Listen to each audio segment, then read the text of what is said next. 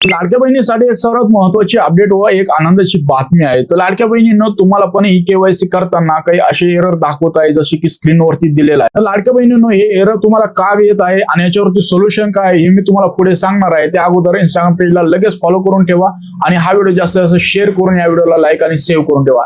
तर लाडक्या बहिणींनो, तुम्हाला जर तुमचं यादीमध्ये नाव दिसत नसेल, ज्यांची नवीन ई केवायसी पहिल्यांदा करायची आहे त्यांची ई केवायसी होत नसेल, किंवा तुमचा जो आधार नंबर आहे तो व्हेरीफाय होत नसेल, ओटीपी येत नसेल, असे वेगवेगळ्या प्रकारचे जे एरर आहे ते तुम्हाला येत आहे. आता याची संपूर्ण जर प्रोसेस बघायची झाली तर एका व्हिडिओमध्ये सांगितली आहे. आज तो व्हिडिओ तुम्हाला आपल्या युट्यूब चॅनलवरती बघायला भेटेल.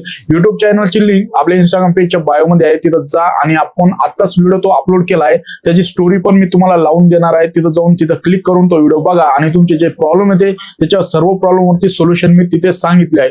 लवकरात लवकर ही प्रोसेस करा. तुमची जी लाडकी बहीण योजनेची जी केवायसी आहे आतापर्यंत थांबलेली आहे ती लवकरात लवकर करून घ्या. तर अशाच लेटेस्ट अपडेट मी तुमच्यासाठी घेऊन येत असतो. त्याच्यासाठी इंस्टाग्राम पेजला फॉलो करा. आपला हा व्हिडिओ जास्तीत जास्त शेअर करून या व्हिडिओला लाईक आणि सेव्ह करून ठेवा.